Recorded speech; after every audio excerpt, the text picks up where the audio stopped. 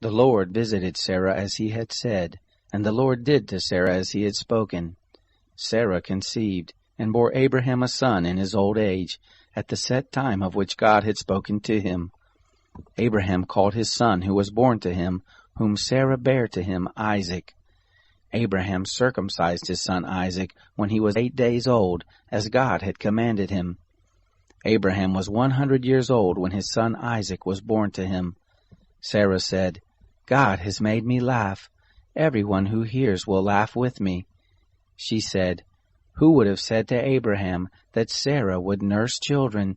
For I have borne him a son in his old age. The child grew and was weaned. Abraham made a great feast on the day that Isaac was weaned. Sarah saw the son of Hagar the Egyptian, whom she had borne to Abraham, mocking. Therefore she said to Abraham, Cast out this handmaid and her son, for the son of this handmaid will not be heir with my son, even with Isaac. The thing was very grievous in Abraham's sight on account of his son. God said to Abraham, Don't let it be grievous in your sight because of the boy, and because of your handmaid. In all that Sarah says to you, listen to her voice, for from Isaac will your seed be called. Also of the son of the handmaid will I make a nation, because he is your seed. Abraham rose up early in the morning, and took bread and a bottle of water, and gave it to Hagar, putting it on her shoulder, and gave her the child, and sent her away. She departed and wandered in the wilderness of Beersheba. The water in the bottle was spent, and she cast the child under one of the shrubs. She went and sat down opposite him a good way off, about a bow shot away. For she said, Don't let me see the death of the child. She sat over against him and lifted up her voice and wept. God heard the voice of the boy. The angel of God called to Hagar out of the sky and said to her, What ails you, Hagar? Don't be afraid, for God has heard the voice of the boy where he is. Get up, lift up the boy, and hold him in your hand, for I will make him a great nation.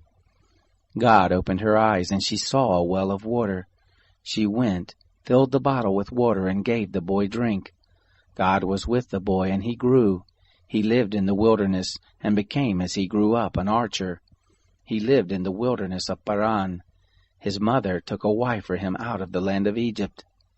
It happened at that time that Abimelech and Phicol, the captain of his hosts, spoke to Abraham, saying, God is with you in all that you do. Now therefore swear to me here by God that you will not deal falsely with me, nor with my son, nor with my son's son. But according to the kindness that I have done to you, you shall do to me, and to the land in which you have lived as a foreigner.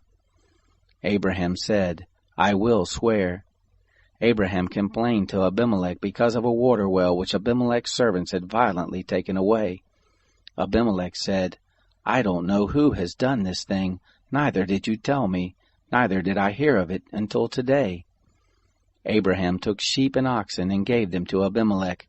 Those two made a covenant. Abraham set 7 ewe lambs of the flock by themselves. Abimelech said to Abraham, What do these 7 ewe lambs which you have set by themselves mean? He said, You shall take these 7 ewe lambs from my hand, that it may be a witness to me that I have dug this well.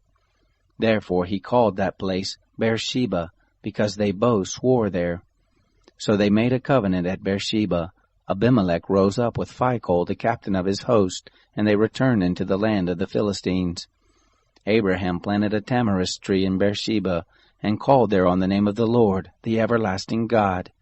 Abraham lived as a foreigner in the land of the Philistines many days.